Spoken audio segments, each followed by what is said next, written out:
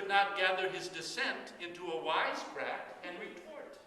He was effectually swallowed before he could turn a phrase. By the time he reflected long enough to say, "But why must the bird live?" he felt the beginnings of a gradual change overtaking him. Some new and disintegrating influence was stealing along him from his positive to his negative pole, and he did not have the mental stamina of a Jonah to resist the insidious process of assimilation which comes like a thief in the night. "Demons and fishhooks," he exclaimed.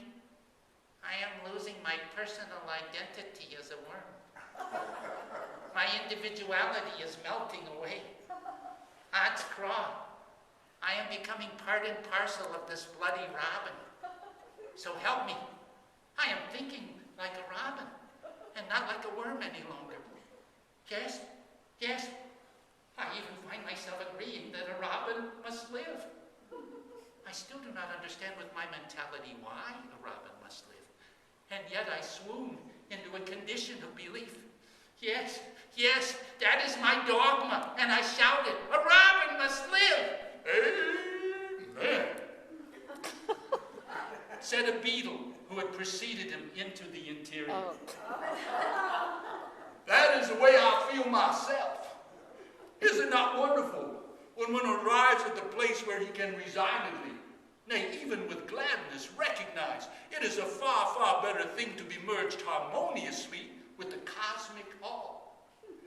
And this comfortable situation in his midst so affected the marauding robin that he perched upon a blooming twig and sang until the blossoms shook with ecstasy. He sang, 'I have a good digestion, and there is a God after all, which I was wicked enough to doubt yesterday when it rained.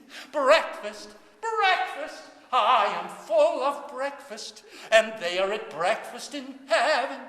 They breakfast in heaven, all's well with the world.' So intent was this pious and murderous robin on his own sweet song, he did not see Mehitabel the cat creeping toward him. She pounced just as he had extended his larynx in a melodious burst of thanksgiving, and he went the way of all flesh, fish, and good red herring. Purred Mehitabel, licking the last feather from her whiskers. Was that not a beautiful song he was singing? Just before I took him to my bosom. They breakfast in heaven, all's well with the world. How true that is. How beautiful is the universe when something digestible meets with an eager digestion. How sweet the embrace when Adam rushes to the arms of waiting Adam, and they dance together, skimming with fairy feet along a tide of gastric juices. Oh, feline cosmos, you were made for cats. And in the spring, oh cosmic thing, I'll dine and dance with you.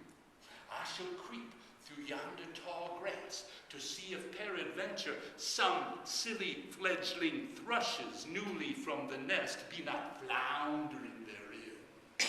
I have a gusto, I have a hunger, I have a yearning to hear from my stomach still more music, in accord with the mystic chanting of the spheres of the stars that sang together in the dawn of creation, prophesying food for me. I have a faith that Providence has hidden for me in yonder tall grass still more ornithological delicatessen. Oh, gaily let me strangle what is gaily given. Well, boss, there is something to be said for the lyric and imperial attitude. Believe that everything is for you until you discover that you are for it.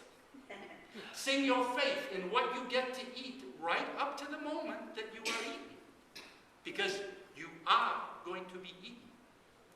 Will the orchestra please strike up that old Tutankhamun jazz while I dance a few steps? I learnt from an Egyptian scarab. And someday I will narrate to you the most merry, light-headed wheeze that the skull of Yorick put across in answer to the melancholy of the day. And what the ghost of Hamlet's father said to the skull, not forgetting the worm that wriggled across one of the picks that the grave diggers left behind. For the worm listened and winked at Horatio, while the ghost and the prince and the skull talked, saying, there are more things between the veriform appendix and nirvana than are dreamt of in thy philosophy, Horatio.